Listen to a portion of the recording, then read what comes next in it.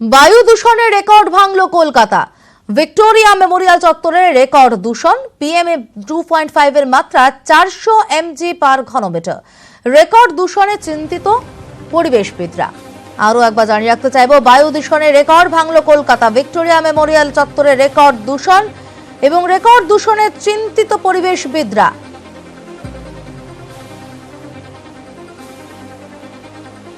PM 2.5 এর মাত্রা 400 milligram per ঘনমিটার। প্রতি ঘনমিটারে 400 মিলিগ্রাম PM 2.5 এর মাত্রা। ভিক্টোরিয়া মেমোরিয়াল চত্বরে রেকর্ড দূষণ, যার জেরে চিন্তায় পরিবেশবিদরা।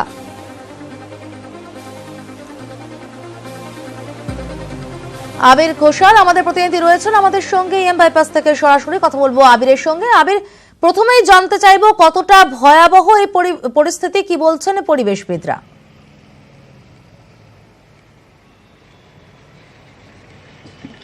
দেখো, কলকাতা শহরের যে বাস্তুতন্ত্র তা রক্ষা করা হয় যে কতকগুলি জায়গা থেকে, তার মধ্যে অন্যতম হচ্ছে কলকাতার এই ভিক্টোরিয়া মেমোরিয়াল চত্বর।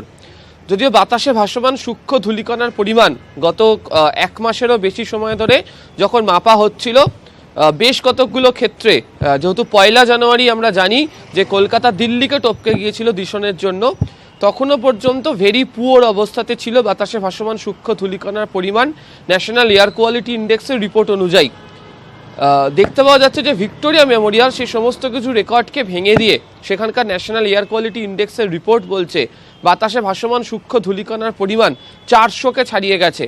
এবং আজকে সকালবেলাও প্রথম 3 ঘন্টার রিপোর্ট, যেটা সকাল 6টা, সকাল 7টা এবং সকাল 8টা, প্রত্যেকটা ক্ষেত্রেই 400-র কাছাকাছি ঘোরাফেরা করেছে হচ্ছে প্রতি ঘনমিটারে এই বাতাসে ভাসমান সূক্ষ্ম ধূলিকণার পরিমাণ।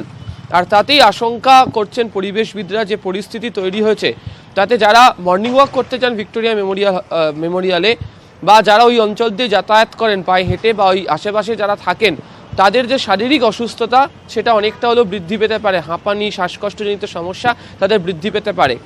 হুয়ের যে গাইডলাইন রয়েছে সেখানে উল্লেখই করা আছে, যদি কখনো সিভিয়ার হয়ে যায়, যদি ন্যাশনাল এয়ার কোয়ালিটি ইন্ডেক্সের রিপোর্ট আসে, তাহলে সঙ্গে সঙ্গে সরকারি তরফ থেকেও ব্যবস্থা নিতে হবে, ঘোষণা করতে হবে এবং ওই জায়গার জন্য বিশেষ ব্যবস্থা নিতে হবে। কিন্তু কেন এই পরিস্থিতিটা তৈরি হলো তার কারণ ব্যাখ্যা করতে গিয়ে যেটা দেখা যাচ্ছে যে কলকাতা শহরে নোটিফিকেশন করে 15 বছরের পুরনো গাড়ি, বাণিজ্যিক গাড়ি ঢোকার কথা বন্ধ করার কথা বলা হয়েছে।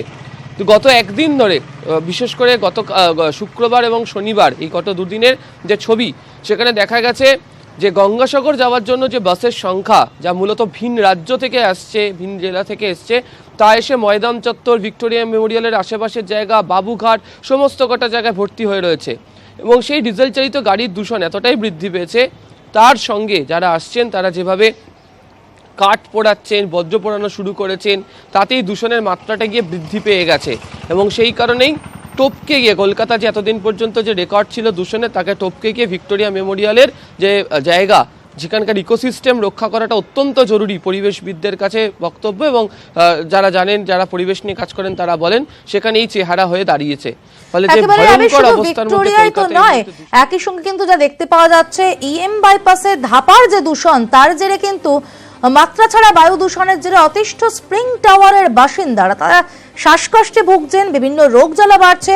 পার্শ্ববর্তী এলাকায় জঞ্জাল পোড়ানো হয়, যার দূষণ থেকে বাঁচতে দিনভর বন্ধ থাকে তাদের জানলা, তারা অতিষ্ঠ হয়ে উঠেছেন। আমরা এ বিষয়ে জেনে নেব আমিরের কাছ থেকে। আমির, স্প্রিং টাওয়ারের বাসিন্দারা অতিষ্ঠ হয়ে উঠেছেন, তারা বারবার বড় বড় করে হোর্ডিং দিয়েছেন, তারা বলেওছেন বারবার ধাপার মাঠের থেকে দূষণ ছড়াচ্ছে। কি পরিস্থিতি ঠিক EM বাইপাসের?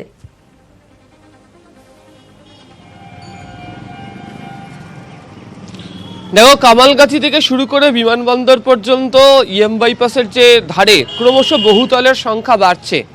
তার মধ্যে রুবির মোড় থেকে শুরু করে চিংড়িহাটা পর্যন্ত যারা থাকেন বা রাস্তার দুধারে যে বহুতলগুলি রয়েছে, সেই জায়গাতে ধাপার দূষণের কারণে যে পরিস্থিতি তৈরি হচ্ছে তা অত্যন্ত ভয়ানক। এবং নিরির যে সাম্প্রতিক রিপোর্ট, সেই রিপোর্টে উল্লেখ করা হচ্ছে যে শ্যামবাজার, ধর্মতলা এবং EM বাইপাসের এই অংশটা, তাদের দূষণের মাত্রা ক্রমশ বৃদ্ধি পেয়েছে। তুমি যার কথা বলছিলে, আমি এই মুহূর্তে তার সামনে রয়েছি এবং এই আবাসনেও দেখো বড় করে পোস্টার লাগিয়ে রেখে দেওয়া হয়েছে যে stop burning the West in Dhapa, it kills. এবং এখানকার যারা বাসিন্দারা, তাদের যেটা বক্তব্য যে এই আবাসনে মূলত একটা HIG হায়ার ইনকাম গ্রুপের জন্য যে আবাসন যেগুলোকে রয়েছে, কিন্তু প্রত্যেকেই শীতের সময় তারা চান বিশেষ করে দুপুরের দিকে বা বেলা 10টার পর থেকে জানলা খুলে রাখতে, যাতে রোদ্দুর ঘরে গিয়ে পৌঁছয়। কিন্তু কোনো জানলা, কোনো আবাসনের কোনো জানলা কার্যত খুলে রাখা হয় না, বিশেষ করে যাদের ঘরগুলো হচ্ছে রাস্তার বা বাইপাসের মুখী। তার কারণ তাদের বক্তব্য যে সপ্তাহে 3 থেকে 4 দিন যেভাবে ধাপাতে, যেভাবে আবর্জনা যেভাবে পোড়ানো হয় এবং তার ধোঁয়া যেভাবে সেই আবাসনের ঘরগুলোতে গিয়ে পৌঁছচ্ছে, তাতে শিশুরা, বয়স্ক মানুষজন যারা রয়েছেন তাদেরকে অসুবিধার মধ্যে পড়তে হচ্ছে। এবং শুধুমাত্র বাইপাসের ধারের এই আবাসনটি নয়, আমি তোমাকে যে জায়গাগুলোর কথা বলছিলাম, যে রুবির মোড় পর্যন্ত যে আবাসনগুলো রয়েছে তাদেরও প্রত্যেকের এক ধরনের বক্তব্য।